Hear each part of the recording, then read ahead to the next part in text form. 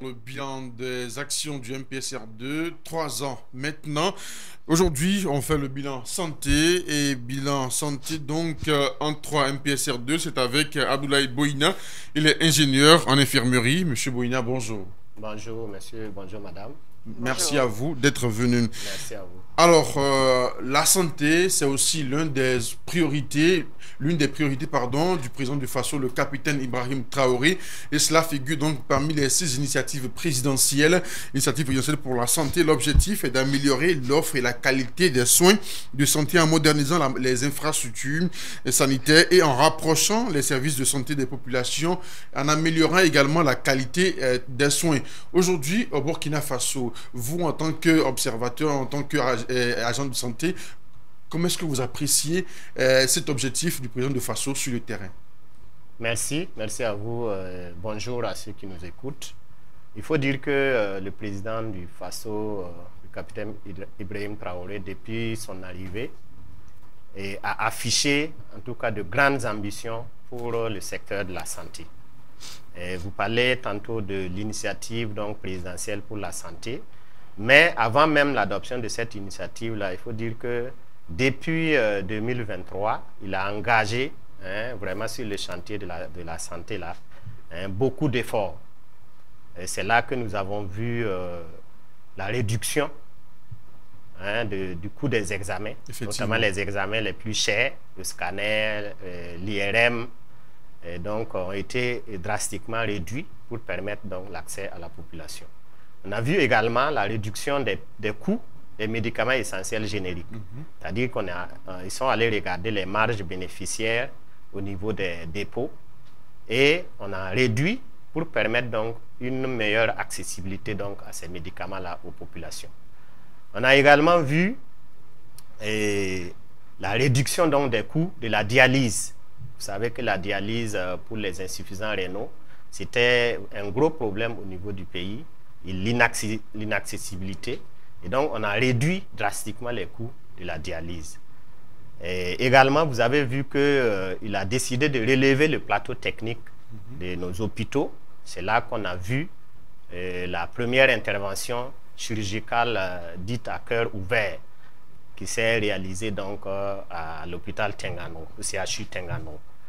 Également, tout récemment, je pense fin juillet, il y a eu la première greffe de rein au niveau du Burkina Faso.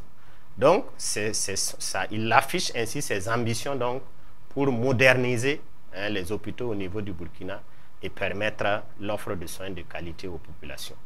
Donc, c'est là que l'initiative présidentielle pour la santé a intervenu, aux côtés des autres initiatives présidentielles comme Faso Mebo et autres.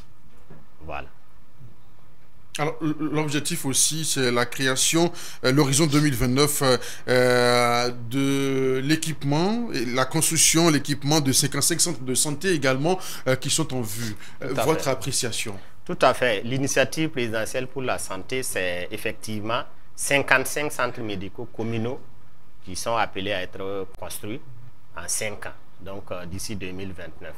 Donc, ces centres communaux médicaux-là, c'est pratiquement des hôpitaux, puisque c'est y compris donc, le laboratoire, l'imagerie, et puis la présence donc, de spécialistes, de médecins spécialistes à ces niveaux-là. Donc, c'est pour rapprocher vraiment les soins spécialisés des populations. Donc, c'est une grosse initiative.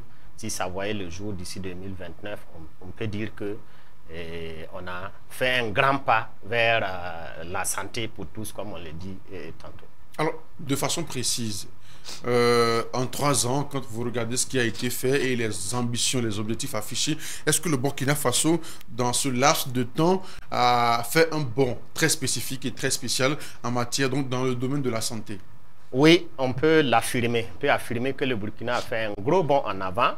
Et vous voyez, quand on a fait la chirurgie à cœur ouvert au niveau de Tenganro, et nos spécialistes ont été invités à Niamey pour apporter leur expertise au Niger également.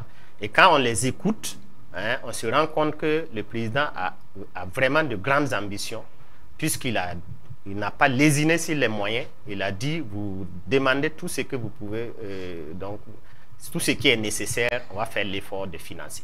C'est la même chose par rapport à la première greffe de rein. Quand on écoute le patron de la néphrologie, professeur Koulibaly Gérard, il a dit que le président a dit de ne pas regarder les moyens, de demander ce qu'ils veulent, parce qu'il a l'ambition de vraiment donner tout ce qu'il faut pour moderniser les hôpitaux. Donc, en 3 ans, je pense que ce qui est déjà fait est très important, mais les ambitions encore restent meilleures. Voilà. Et déjà, de votre point de vue, vous voyez comment la place même du Burkina Faso en termes de santé sur le plan africain? Oui, on a beaucoup évolué. On devient de plus en plus une référence, comme je le disais tantôt, de sorte que notre expertise est en train d'être exportée dans la sous-région. Et ce qui est dans l'ambition du président, c'est d'installer des hôpitaux modernes au niveau du Burkina pour limiter au maximum les évacuations sanitaires à l'étranger. Donc, je pense que si on arrive à faire ce qui est prévu en 5 ans, on va devenir la référence dans la sous-région.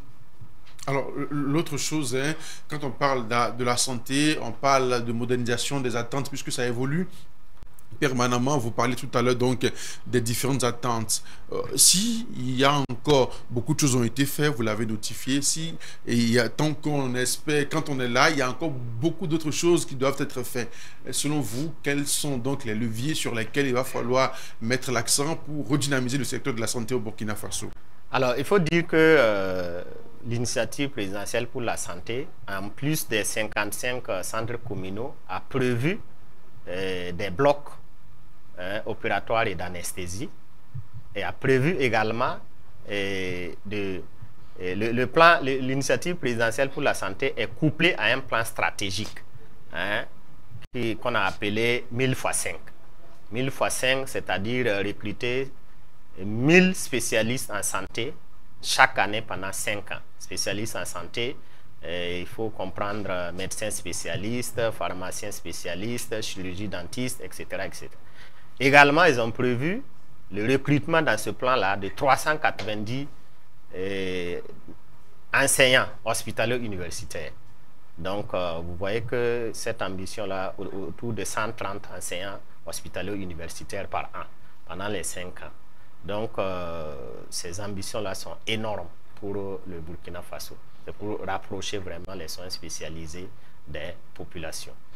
Et l'arrêt des évacuations sanitaires, tout cela est possible au Burkina Faso? Oui, tout cela est possible au Burkina Faso. Puisqu'il faut, quand le plateau technique est relevé, si les spécialistes ont été bien formés et donc ont reçu la technologie, comme il a été le cas pendant la greffe rénale, comme il a été le cas pendant la chirurgie cardiaque, les spécialistes burkinabés reçoivent donc la technologie, donc la dernière technologie donc, venant donc d'autres pays.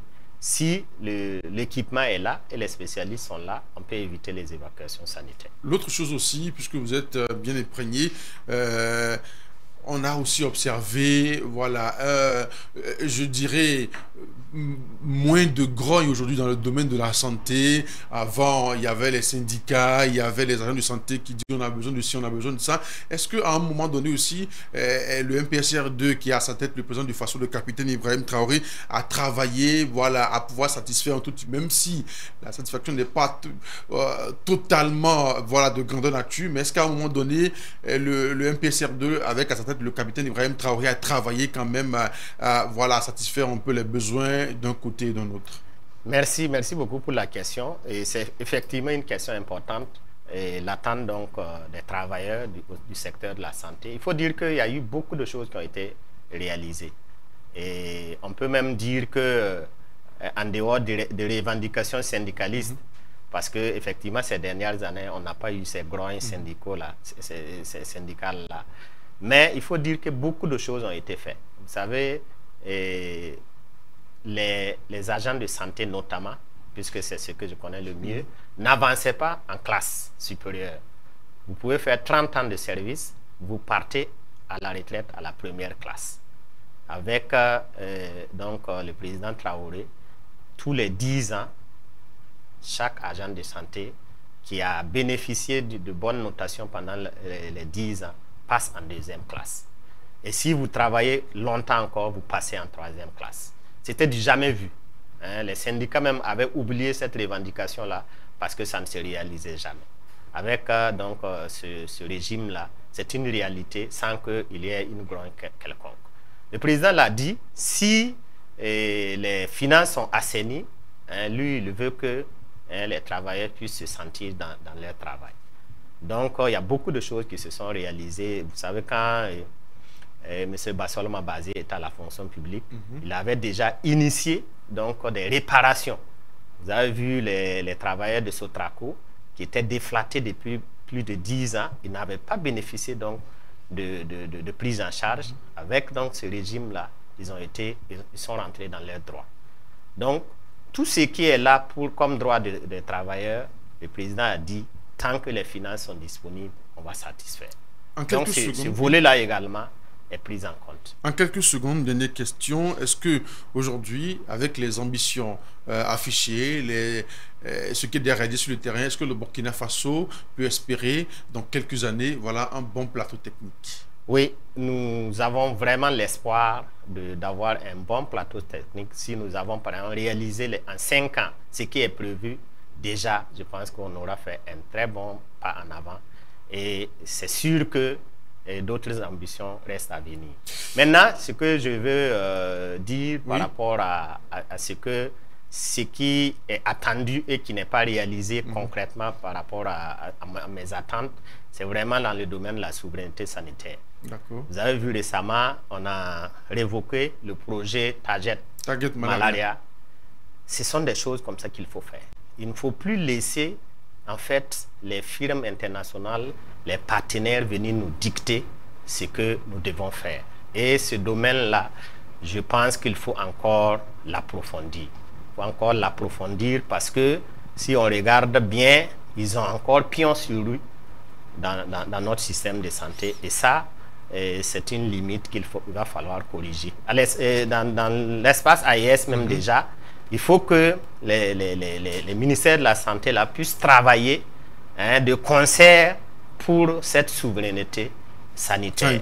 Parce que c'est important. Les gens ne peuvent pas vous en vouloir et vous envoyer des médicaments. C'est très important. Voilà, s'ils vous envoient des médicaments et vous n'avez aucun contrôle sur ces médicaments-là, c'est pas évident que votre population soit à l'abri. Voilà donc qui est bien dit avec notre invité Abdoulaye Bouina. Il est ingénieur donc en infirmerie. Merci à vous d'être venu. Merci à vous, excellente journée. Vous restez avec nous.